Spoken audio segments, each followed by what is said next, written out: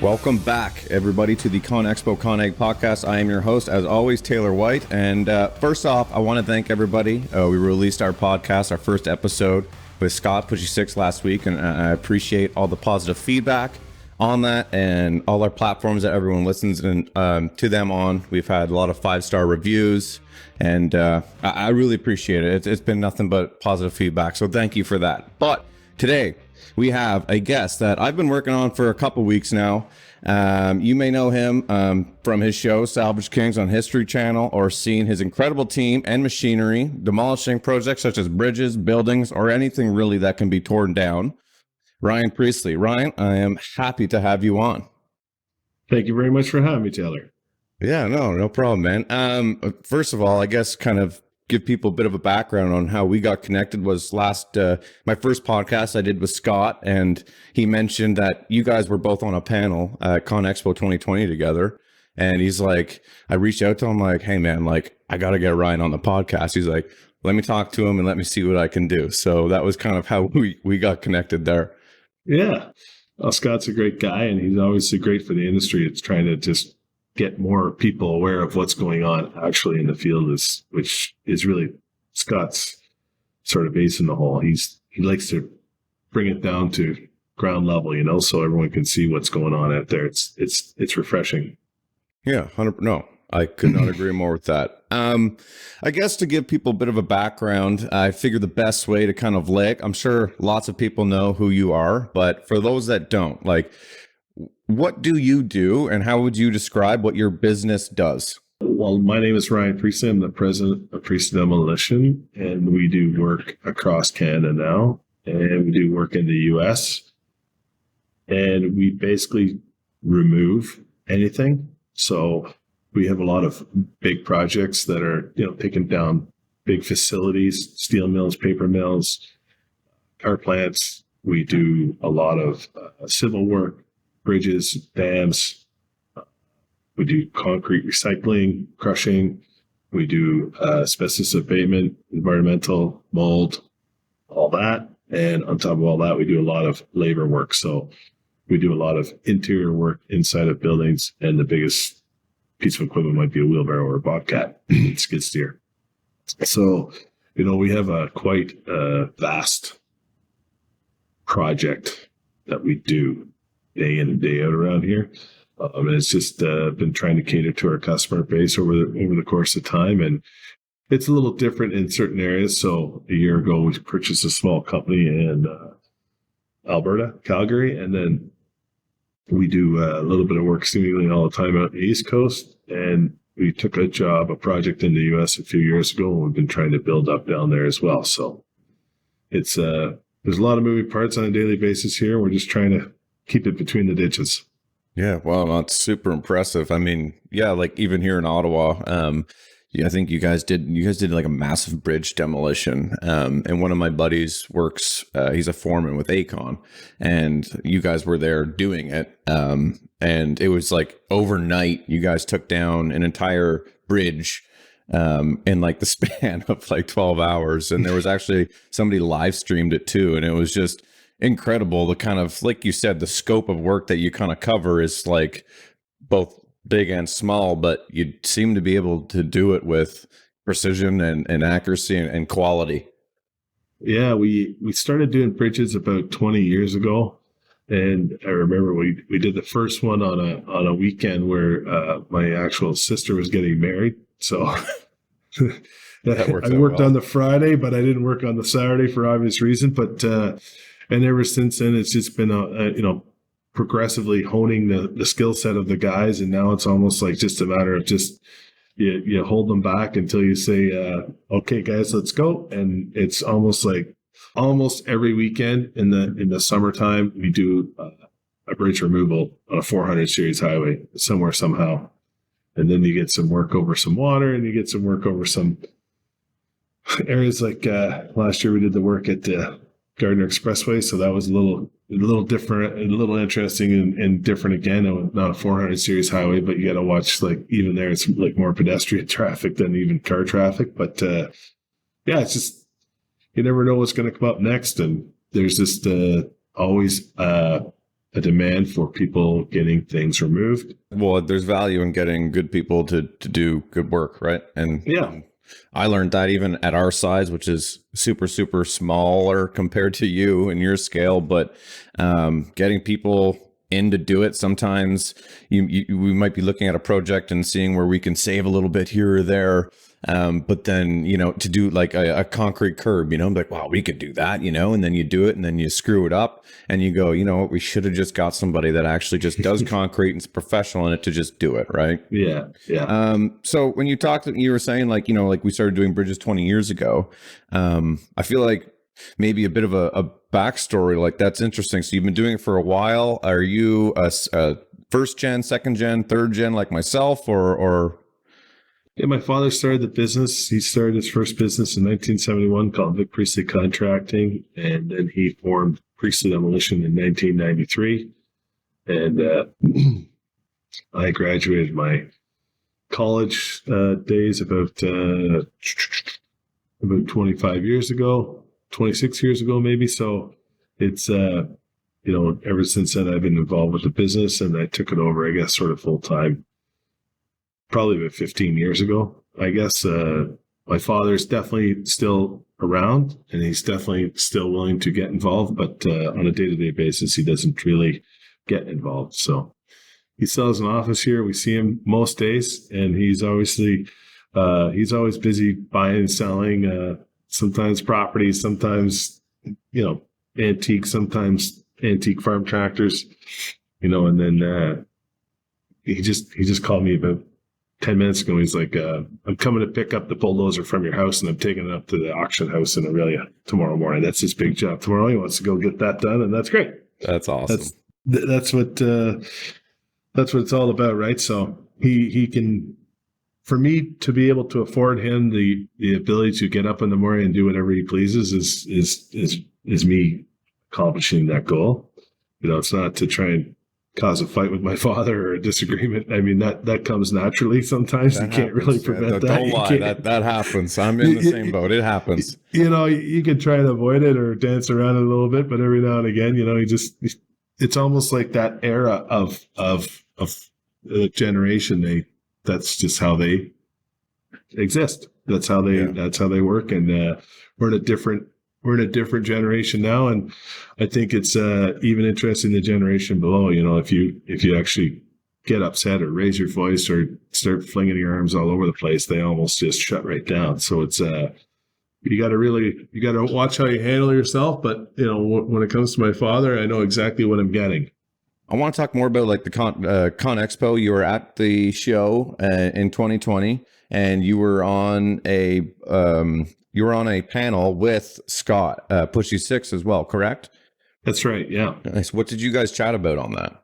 Well, it was just basically Scott.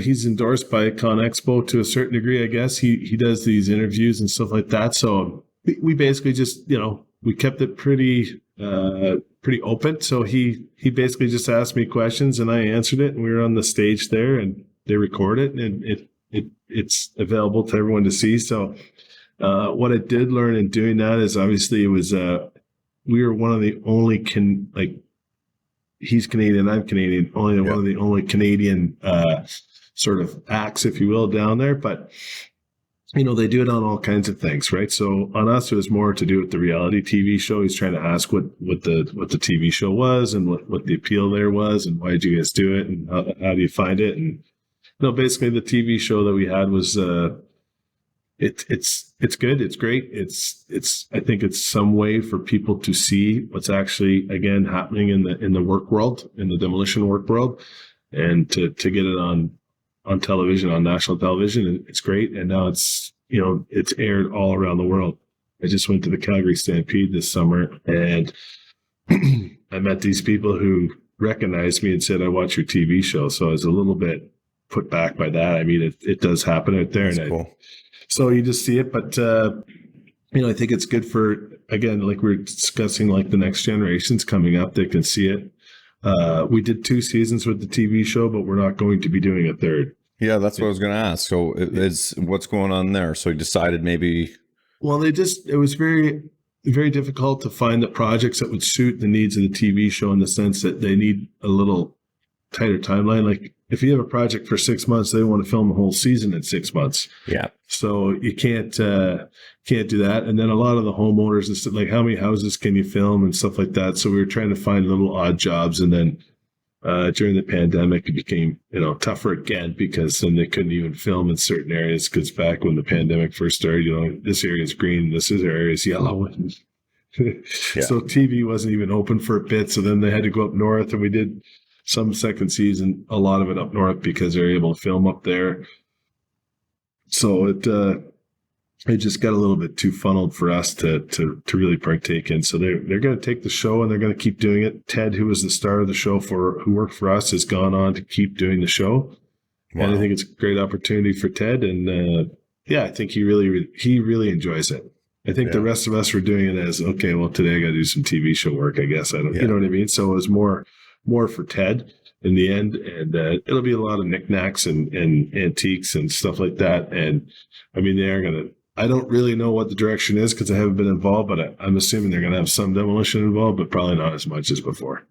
That's pretty interesting. That's pretty cool. So do you think that overall it was a positive experience for your business? Like, did it, what did it help show? You think like the industry as a whole, or did it do you think it helped the industry as a whole as far as demolition showing it, or did it help your business more? I think it helped the industry as a whole to a certain degree. And I think it helped our business to a certain degree. It's not a financial gain to do the TV show. You don't make money by doing the TV show. If you were to air for 10 seasons and get that big bolstering of followers, and you really like Gold Rush or something. Yeah, like if you had something like that, then it's a little different. But Canadian television is not like American television financially. So the financial reward here in Canada, it's a lot different than the US. So like Gold Rush, for instance, I don't think they had to make money mining. They had to make money on the TV show. Whereas some years they made money in the mining probably, and some years they made money on the TV show. So they did twice as well, right? But here it was, it's not really a money-making adventure to make a TV show. Yeah. But it did help. We would get calls saying, oh, I have this building I want to tear down. I'd be willing to be on the TV show. And, there is some brand recognition for sure through the TV show. And, but again, getting brand recognition in the UK doesn't really help us get work in Ontario. Yeah, you're right. Yeah. Yeah. So I imagine someone such as yourself too, though, like you probably have a lot of, really good, connections or reputations or people, within your network, or even with the city of Toronto, or, that it's like, we do good work. So necessarily, how much work are you trying to pull from something like that versus showing Priestly Demolition, the brand, the culture behind it, and maybe attracting people to come work for you might actually be the biggest gain, right? Exactly. I think you nailed it on the head. It's all the above. It is a little bit of everything. So like I say, it was overall good for our business. And it was a little bit of, maybe didn't get us a whole lot of new connections or new business, but, maybe some people came and applied that they wouldn't have applied before. And maybe, like you say, some people called that they wouldn't have called before. And I think even the people that work here enjoyed it to a certain degree, so I think it was good for culture all around and stuff like that. So it was great. It was a good experience. Awesome. No, I'm happy to hear that. It's just not the same thing at all, but I mean, like I do YouTube, I have a videographer and editor that follows me around all day, every day, and my whole team's on it. And, I actually don't make money off YouTube. Everyone thinks that I make money off it, but I actually demonetize my own videos because I use copyrighted music, because I find that it makes the videos even better. Because if I don't want to watch the video and I find it boring, then I don't want to put it out there. And sometimes non-copyright music is like elevator music. It's just like, pull hair out of my head, it's kind of just boring. So I'll use Morgan Wallen or a Hardy or a 50 Cent or an Eminem, stuff that's fun and interesting. and I make $0 from it. And like, but it's larger as far as like growing my brand and growing the culture and showing people, because one of the issues in the industry right now is labor shortage. So having people kind of just email us and from our contact form on our website being like, dude, I love watching your stuff. I live in Ottawa. I'm working for this company, and like, I love what you do with your employees. I want to work there. That's super cool. But that kind of segues into the next conversation. One of the reasons I actually really want to have you on, because I really would value your opinion on kind of, and I guess that's what a Con Expo is good for as well, talking to other business professionals and people that are dealing with the same issues and stuff that you have going on as well. There's a lot of positives, but I think what's really interesting right now is this labor shortage and issues that we have going on as far as inflation, fuel prices, and stuff like that. What are kind of your thoughts on that? What do you see as the biggest issue? Maybe it's not labor shortage for you. Maybe it's the fuel prices, or maybe it's something I'm not even covering. But what are some issues that you kind of see with the industry right now?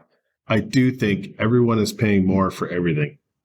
Like, I think when I go to the beer store and I buy a case of beer, I actually say to the lady, thank you very much. I feel like you're undercharging me for the first time in my life, because beer really hasn't gone up. Like, no. You know what I mean? Everything Thank you God, touch, baby. Right? So everything you touch, I mean, it doesn't matter if you're buying groceries or if you're buying tires or you're buying parts or you're buying fuel or you're buying an airline ticket or you're buying paper for the photocopier. It's all gone up. And the question with inflation that, really as a business owner is like, well, what's the number? Is it 3%? Is it 8%? Is it 5%? Is it 22%? Is it 13%? And, I just feel like there's a real disconnect on what's happening percentage wise. Actually, it's a lot of people like, you hear, again, not to pick names, but this equipment manufacturer or that equipment manufacturer saying, price is going up. Prices are going up 12% in November 1st. Well, how does that even remotely? When's the next increase, and when was the last increase? So, I mean, is it 12% or is it more like 18%? Because there was already a hike like a year ago. So it's just very confusing out there for a business owner to know what inflation really is and how it affects the bottom line. And there's no question we have to charge more for our service. So a project that you used to charge, $10,000 for, or whatever it was, we need to charge, $10,800 for or something. It's just the reality of what the world we live in, and it's attacking us, it's eroding us without even being able to realize it. And having a conversation from within your organization with the powers to be on inflation is quite confusing.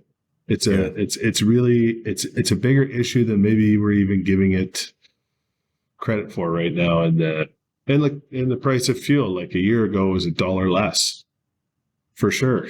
Or maybe even more, right? So the start of the pandemic, it was like down to like 80 cents, and then it was $1, and then it was so nice. Yeah, well, and then again, so we didn't really talk about it then as being this huge cost savings, because again, you pay so much for fuel all the time anyway that when I was still complaining about fuel. Right, exactly, right. So it's and now it's so you have to try and fight it at both ends. Like, if we're going to do this work, how do we do it with the least amount of fuel? And same with the labor. How are we going to do this with the least amount of labor? Because if I wanted to hire 10 guys tomorrow, it's just not that easy. It's just there's a shortage of availability on people, and it's across the board. I agree. You kind of nailed it with that. And I think one of the things that I had at the beginning of the year, conversations like with my team and even my father, where he's like, what do you think is going to happen this year? Because stuff is, so much more expensive. And I'm like, well, to be honest with you, the price of fuel, I don't really care, because who cares is the end consumer. Because the price of fuel goes up, sure, great, I just charge more for my projects. Yeah. But who does care is the end consumer, because they're the ones paying for it, which sucks, right? Yeah. So that was the whole kind of thing for us, was like, okay, sure, we can raise our prices and we can do more because the price of fuel's going up. Great. We're still going to get covered because we're going to charge more. But when does that end customer say, whoa, you know what? This is actually, that's what I think is whenever work was going to slow down, is whenever the end consumer was like, we don't want to pay that. Well, and that's, there's some rumors now in the industry where in Toronto, there's, all these condominiums getting built on a regular basis. Like, I mean, they're anywhere from 5 stories high to 50 stories high, and they're ongoing all the time. And people that have sold these condominiums are stalling these projects because everyone's charging more. So by the time all the different trades to build that condominium, by the time you add it all up with all the inflationary costs, it's now become like a bit of a deal breaker to build that condo. Now, when you stop building the condo, the problem is where do the people live? So there's always a shortage on housing. Like, You're right. I just heard a story this morning where the guy's like, yeah, my brother bought a house and he made it into 7 bedrooms and within 3 days rented it all out. Now, Yeah, I think the rental market's crazy. yeah, I don't know how big this house is, but I'm just suggesting to you that the problem is we need, we let immigration happen and let people immigrate into Canada, and they need to stay somewhere. And in the GTA, it's a hotspot. That's where people come to, and that's where you start your life in Canada, and then you can choose to go wherever you want from there. But it's happening across Canada in every small town, and there's just a shortage of places to be, and it's costing more to keep those places, i.e. the fuel prices for your propane or your hydro, natural gas, anything. Natural gas. And then I just had one of our guys went over to Ireland for a couple of weeks, and he was saying over at Ireland, like, they've already announced there's going to be a 26% fuel increase by the end of the year, and they've told everyone that's as good as it's going to get. Like, it's only going to keep going up from there. So you get this war happening across the pond, and you'd like to say, well, what effect does it have on me? Well, that's part of the inflation also, unfortunately. You can blame whatever you want, but it's all these factors feeding into it that it's just beyond your control. It's nothing to do with Taylor or Ryan and how we operate our contracting business. It's where you get the goods from and where the goods are coming from, and the snowball effect down the line by the time it affects you. Like when you go to the grocery store or what have you. Yeah, I love this. So then where is your head at then, as far as like, because, basically what you're saying is, like it's something out of our control, right? This is something out of our control. So then where does the business owner, such as myself or even yourself, because it doesn't matter what size you are, it's affecting everybody, right? It doesn't even matter if you own a business or not, it's affecting you. So where's your mindset as far as like, okay, I have a construction company, or I have I'm in this industry in this time in the economy. Where's your head at? What keeps you awake at night? Does it keep you awake at night?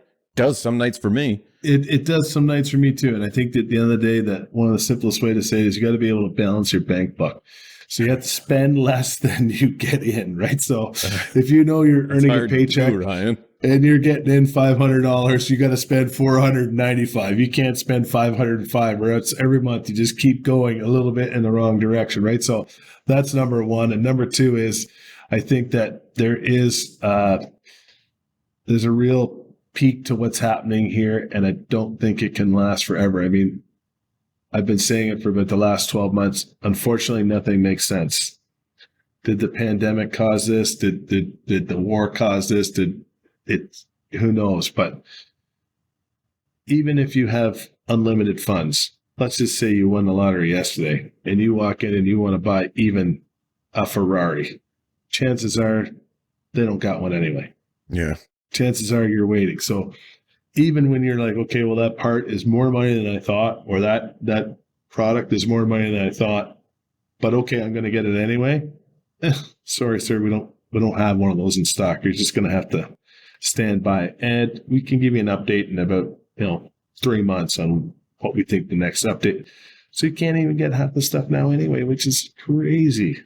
Yeah. Even if you're charging me what I think is way too much money, but I'm willing to buy it anyway because I need it.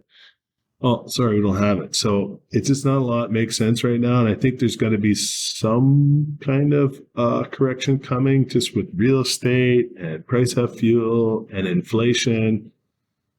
But I don't think it's going to be huge. I don't think the correction is going to be 50% or anything like that. The correction's you're going to see things settle 10, 20%, maybe 25 for certain things. And we saw it a little bit with lumber. It's never going to go back to maybe what we remember as the low point. So if we're thinking of fuel as 80 cents, I think those days have come and gone. We got lucky for a bit there, but, and even now I don't, my house is not very far from my yard. I drive a diesel pickup truck, so I don't really follow the price of fuel as well as I maybe should. I watch diesel. But it's come down a little bit for sure from its highest point, and it's probably going to come down a little bit more, but that's probably going to be your new norm. We're probably not far from it now. And same with the groceries and the real estate and stuff like that. It's just it's going to stand a little correction, but it's not going to go. Because again, that grocery store is paying more for their hydro. That grocery store is paying more for their natural gas. That grocery store is paying more for their labor. That grocery store is paying more for their deliveries. That grocery store is paying more for everything because of everything. And there might be a slight correction, but there's going to be no massive, collapse or correction of big numbers, in my opinion. But that's just a matter of opinion. Yeah. And I like getting everybody's opinion. It's something that, again, like I said, does keep me up some nights thinking about it because, we did a massive growth spurt here in the last 3 years. We bought property. We're renovating an office right now, big office. We did a big shop, and like you said, it's kind of just like managing and working on cash flow. And then you're looking ahead and it's like, okay, December, January, February, March is coming. Those winter months are coming. Those are, for me, those are my darkest days, is the winter time, as a growing business. It is, though. It is cash flow's king, right? Well, I was going to say quite literally. It's like you go to work in the dark, you come home in the dark. It's dark times for sure, right? So, and some days you're hoping you got a little something done. I agree with you. The winter months are always hard. We're a little more fortunate with our industry in the sense that we can sometimes keep working. And if we have an interior stripping job, like we ripped out the inside of Maple Leaf Gardens in the winter. Beautiful. Nice. Work every day. No problem. Yeah. Beautiful roof over your head. You got high reach working in there. It's just like, this is awesome. But again, it's good because you got to integrate into those things like you're doing, right? Yeah. And it's, but again, if that project had to happen in the summer, we would have done it in the summer too. It just happened to be in the winter, right? So, yeah, sometimes it works out like that. Build as big a building as you possibly can, because every time you build a building, it seems like it's small in about 3 years. Yeah, it's already too small.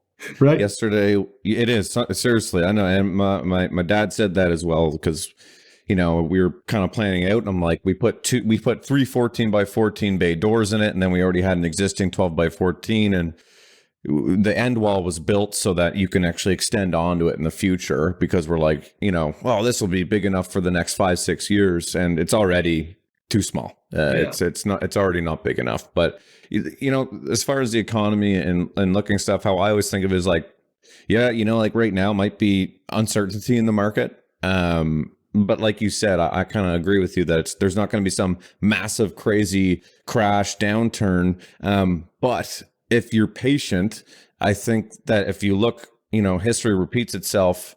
There might be a little blip, but 10 years from now, the property that we just bought is still going to be worth more. 15 years from now, it's going to be worth more. 20 years from now, it's going to be worth more. So trying not to get caught up about these little blips is super interesting. But when I say that I get held up at night sometimes, I'm curious to someone that has as much going on as you and as much going on in the economy, like kind of more of a personal question, but what do you do as far as managing stress? Like what are your some, stress relievers? Like for me, I like running, but I also like acting stupid with the guys, having a pint, having a scotch and a cigar, going golfing. Like for me, that's kind of like my downturn time. So what do you do? Yeah, all of the above. I've always played hockey and I've always played golf, and I enjoy going to my cottage on the weekends. I like getting away once or twice a year with some other couples or my family. I like, going snowmobiling. I do a lot of snowmobiling in the winter. Nice. So it's all those things I think are good for the mind. We have a son who's 17, a daughter who's 15, and another son who's 3 months old. So I'm starting all over again. And Congrats. it's, yeah. Wow. So, trying to balance that work-life thing has always been there. And it sounds like for me, it's never going away, but I think I enjoy it. I think having family has been great for me too. So, and that's just me. I enjoy all the above. It's all that. And I actually think sometimes just, even working, sometimes it's like when you go and do a job or get a job done, that gives you tremendous, satisfaction and gives you sort of a boost for the next one. Every time you get something done, it's when you see something done, like actually done, it's quite nice. I agree. I find what I lack sometimes, and I know that some other people can relate, is sometimes I feel like I forget to stop and like smell the roses, like we'll finish a big milestone project that, like guys have been estimating and going back and forth with the contractor for 4 or 5 months, finally agreed on it. Then like, another 8 months later, we get the project done and then it's done. But then immediately my brain switches on to like, all right, now what's next? Because we got to keep going, right? I don't take time to actually sit back. Even when we acquired our building, I didn't take time to sit back and go, man, like this is fantastic. This is a huge win for us. It just kind of was like, okay, now we need to do this and on to the next and on to the next, right? Yeah. You got to take time for yourself. It's hard to do, and it's but it's worth it. When you're of good mental state, you make better life decisions, and all the people around you see it and feel it as well. So to stay in good health is good. It's important to me as well. Like I had a little workout this morning. I know you can't tell, but you got to do something. Doesn't matter about what you look. I work out. Like I tell people, like I'll go to the doctor's office, for instance. I went to the doctor the other day. Or dentist. I went to the dentist and he's doing some hard workout challenge. And I'm like, oh, cool. I did 75 hard. He's like, well, what's that? I said, you work out twice a day, 45 minutes outside, 45 minutes inside for 75 days solid. And no drinking, no nothing. And he kind of like looked at me because like I'm 235 pounds, 6'3". I don't necessarily look like a runner. Right. And I feel like he was kind of looking at me. I'm like, but I don't care about the looks. I don't care. I do it for this because like when I'm running or I'm working out, I'm thinking differently. I'm thinking more clearly. I feel on it, Yeah. It's there's a whole bunch of us here, and a couple of these guys are starting to do these marathons and stuff, and it's pretty funny. Just the intercompetition, just internal here. It's pretty funny. So that's good culture. I didn't join up for that one though. I'm not really for a marathon just yet, but I did go water skiing on the weekend at my cottage. I slalom and stuff like that. So that normally takes me down for a couple of days after. That's like you're feeling it all 4 corners of your body for sure. Oh yeah, for sure, 100%. If you need to meet them, they're here at ConExpo ConAg. You'll meet industry leaders and friends. You also, I can guarantee this, that you will build some new relationships in the community. You will find the equipment, services, and people within your construction field. Ladies and gentlemen, registration is now open. And if you want to save 20% off admission, use the promo code podcast20. Again, that is promo code podcast20. That is something special that we're doing here on the ConExpo ConAg podcast for you. I'm going to be going. Ryan Priestly is definitely going to be going.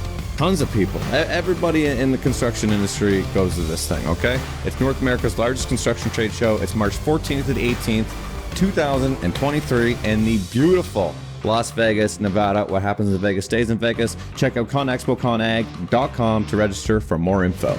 Back to the podcast.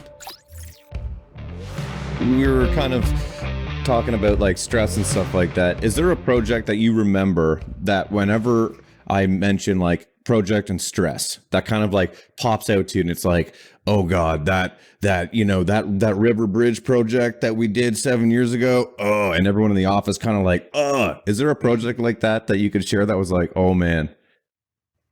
The oh man projects for sure. Like we, the biggest sort of tight timeline project we ever did was probably the Terminal 1 at the airport, but it led to 20 years of confidence in the marketplace. So at that time, that job was probably beyond what our company's capabilities actually were. And but you didn't say no. We didn't say no. We pulled it off, and it at the end of the day was tremendous success, not only for us but for them as well. Like we definitely did a good job there for them, and here we are 20 years later, and we're taking out a runway at the airport. So we're still working there, is my point. And when you fly to all the airports in the world, it seems like there's always a little work going on there. Yeah. And it seems to probably be the same people time and time again, because there's a comfort level that everyone understands what's actually happening. So it's been good that way for us. But there's been some unique projects also.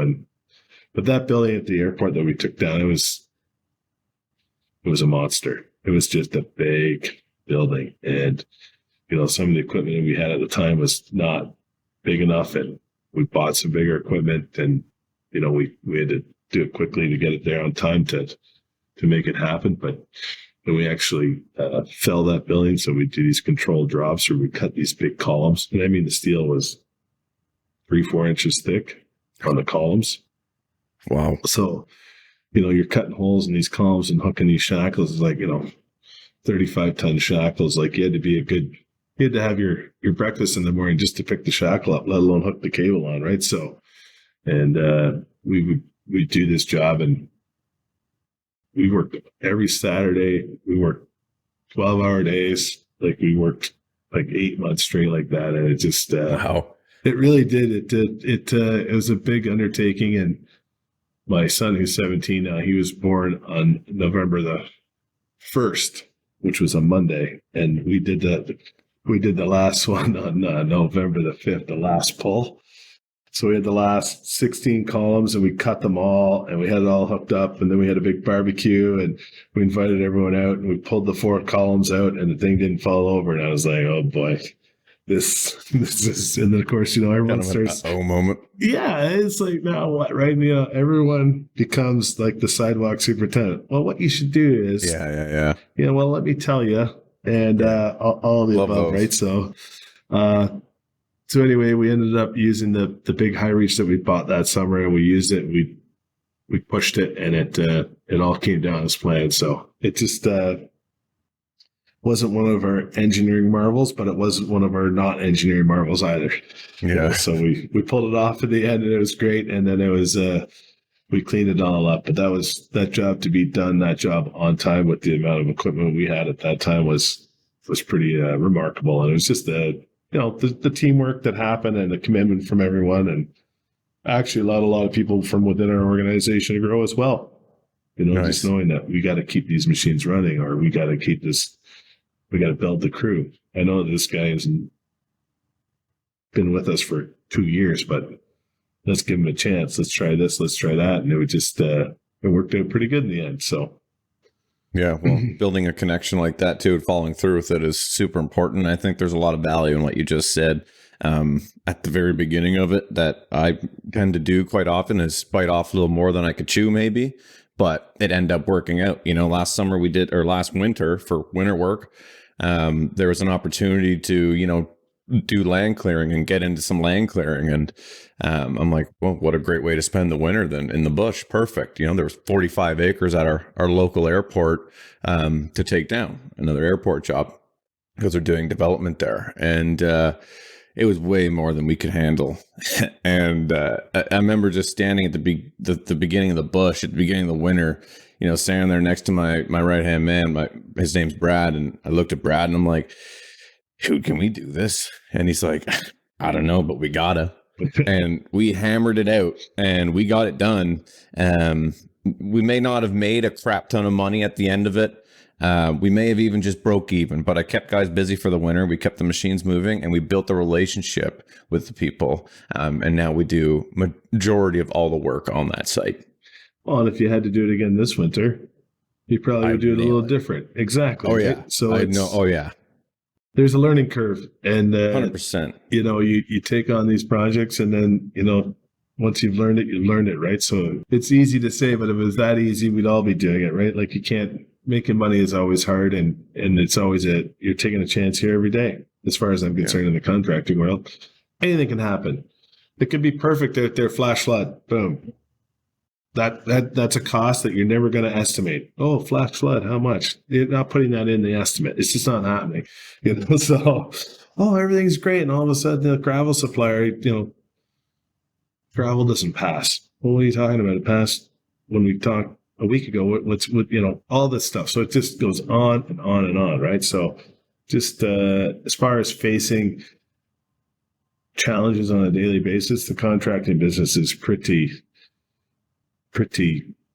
out there for that, as far as I'm concerned. It's just a very challenging job day in and day out. It's the amount of hills you got to climb on a given day is just, it's sometimes, if you stop to thinking about it, gives you a headache. That will keep me up more at night than inflation and fuel pricing. At least fuel pricing, this is how much I pay for the fuel if I want it or not, right? And half the time you need it, so you just take it, right? But some of the other challenges that you get to on a daily basis, it's from everything. It's adapting, I think. And like you said, there's so many different aspects in construction. It's adapting on the day to day. Like, we started our week last week, Monday morning. I was finishing a meeting with another guy that we do a bunch of work for, and I get a call from like one of my yard guys, and I'm like, why is this guy calling me? He's like, I'm gonna ruin your day. And I'm like, well, that's a good way to start the conversation. I'm like, what's going on? And we have a big 450 Komatsu loader, and he's like, I just drove a metal pull through the front tire of the loader, and it's done. And a loader tire for that is $6,000. And you can't just buy one, you got to buy two, right? Because then the loader would be sitting sideways. So right there was a $12,000 first hour of the day on a Monday morning. And it's a good example of, like, coming home at night and the wife's like, oh, how's your day? And just like, well, it was good. It's everything I expected. Do you really want to hear about the loader tire? Because that part sucks. Exactly. But you're right. It's adapting and kind of getting over it. And that's our industry. But I don't want to highlight so much about stress and stuff, because this industry is awesome. And that's, again, you know what? I'm sure you're much as myself. All this stuff that we're talking about is stuff that I actually live off that stuff. I run on chaos. I love it. And I feel like in order to be successful in this industry, you got to love the organized chaos. You have to, or else you're not going to last, because it is chaos. It absolutely is. It's just, there's so many moving parts. It's what I was trying to allude to before. It's just, to be able to predict what's going to happen is almost impossible. So to adapt and move onwards and keep your head up and keep positive, it's only for the certain kind, only certain people. And that's probably why there's so many people love it. It becomes like a fatal attraction. Can't get enough of it. And it keeps going and going and going. And, as our company has grown over the years, just keep meeting more people and more, different cultures. And, the way they do work in Eastern Canada is different than the way they do work in Ontario and versus Alberta and BC. And it's different everywhere you go. I'm not saying it's bad or it's worse or it's just different. It's just, they do it that way, and that's the way they do it, and that's the way they've been doing it, and it works, and it's great. So, you just can't come in there and kick down the front door and say, oh, we're doing it this way today. It doesn't work like that, So, but it's even in the U.S., it's just very interesting to see the different cultures and how they approach doing their work, and it's all similar, but it's all different.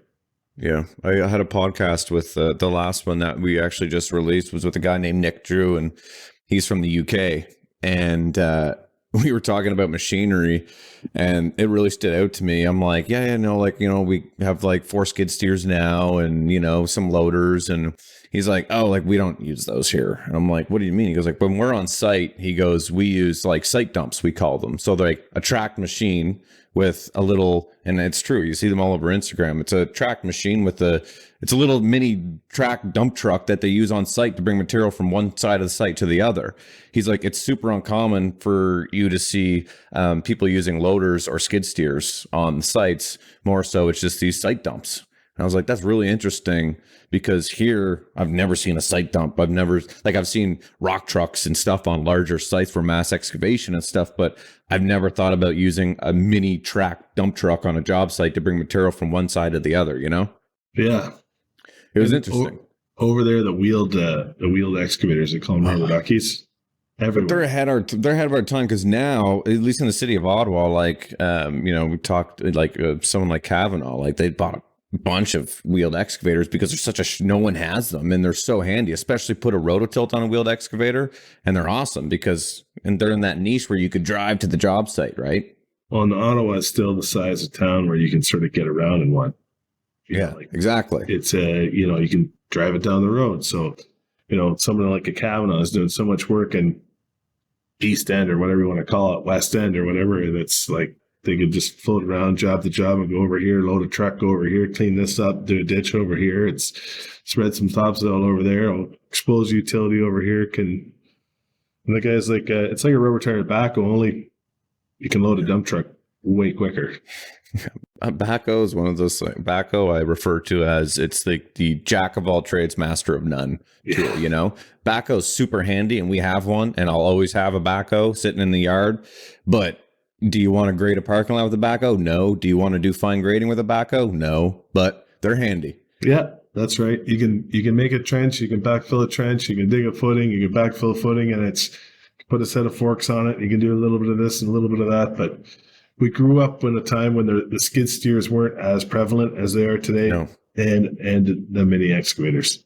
Those mini excavators today are everywhere. So, you can have a mini excavator where you need a rubber tire backhoe before. Well, it's a much smaller investment to buy a mini excavator, than for like a trenching crew or something like that. So, yeah. But they still exist, and they're still good. And we have one. We have one. And like you say, it's kind of always out and around, but it's not really busy all the time, but that's okay too. Yeah, exactly. There's value in that. So to kind of, wrap things up, I want to know, I want to end on asking you kind of like, what's next for you? What's next for Ryan Priestly or Priestly Demolition? I know that you've acquired some stuff out in Calgary. I was actually talking to Tara from Equipment Journal. Yeah. She was mentioning that, you've been doing some of that stuff out there. You acquired a demolition company out in Calgary, but looking forward, what's next for you? What's next for your business? Yeah, we're looking at some more acquisitions in the future for sure. Probably do some south of the border in the U.S. And our goal is to grow to 250 million by the end of 2025, which might be a little aggressive, but it's something that's a lot of zeros. Yeah. So it's just I've learned that you need to have a goal. At least we're all going in the same direction. You don't want to lose complete touch with reality.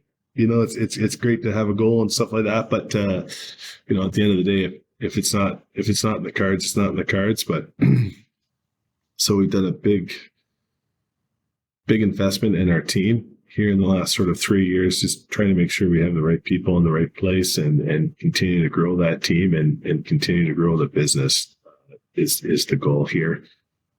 We're a family business. So my nephew, who's 22, just entered the business a year ago. So that's great. And awesome. My son just started college on Tuesday, and he's taking construction engineering technology at Fanshawe, which is where I went. Had two guys with their CET that works for me. Yeah. I did it. I dropped out. I failed every course. So I said, you know what? I'll just hire those guys. I'm not book smart. So I took the route of partying and stall stuff that I can't talk about on this podcast. But I took that route rather than that. It took me longer to smarten up, but that's impressive that he's doing that. It's a super great course for our industry. It's something he can relate to. He likes putting his boots on. He likes getting dirty. So that's good. And I have a second nephew of my sister's younger son. He wants to become a heavy equipment mechanic, which is also Oh, awesome. Fantastic. Tell them to get that right away. Oh, Hard to find that. well, it's definitely it's hard to find a good mechanic my whole career, but it's also hard to understand how to fix the equipment today. Like, it's just with these emissions and stuff, it's not a deaf, man. Yeah, it's just not the same. It's not as fun. You know, I used to be able to pull out a transmission at lunch, you know, go leave the high school and pull an engine out and then go back after school, and it's just not happening anymore. And it's so it's just different. And, you know, so trying to keep all that into perspective is important. But it's yeah, so that's the thing. I really enjoy seeing the family. I have some cousins, and I have, you know, I have a lot of father sons or father daughters or all that type of thing that work here. So, you know, one of our machine operators, his son works for us and his daughter works for us and his father worked for us. And then we just had a guy who retired after 27 years with us. He was one of our, you know, one of the guys. I saw that on Instagram. Yeah. The one you guys. That's the guy. Yeah. He was like cool as a cucumber, man. He'd have those machines just fully extended, and he'd be like working over top of a basement. And I was just like, yeah, John, we got to not damage the floor. And, no problem.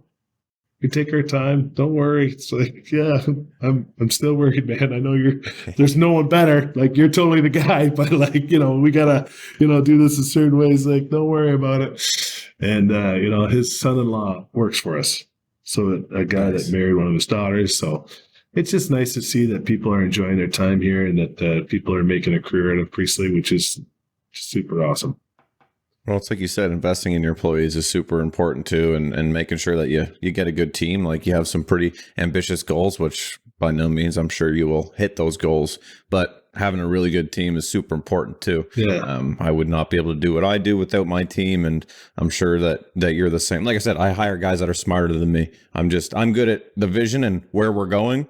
Not so much dotting the T's and dotting the I's and crossing the T's. That's what I meant. See, I'm smart. Yeah. No, it's all good. Like, my daughter always says, Dad, I'm dyslexic. Well, that's funny. When you want something, you're not dyslexic. When somebody says, "Oh, can you do this book report?" She's dyslexic. Yeah, good point. Good point. Okay, man. Well, listen, hey, super pumped that you came on here today. And I want to thank you for your time and obviously making the time. I know you're a busy man. And thank you for coming on the Con Expo Con Egg podcast, Ryan. Thank you very much, Taylor. It was a real pleasure. Appreciate it. Bye for now. If you need to meet them, they're here at Con Expo Con Egg. You'll meet industry leaders and friends. You also, I can guarantee this, that you will build some new relationships in the community. You will find the equipment, services, and people within your construction field. Ladies and gentlemen, registration is now open. And if you want to save 20% off admission, use the promo code podcast20. Again, that is promo code podcast20. That is something special that we're doing here on the Con Expo Con Egg podcast for you. I'm going to be going. Ryan Priestly is definitely going to be going.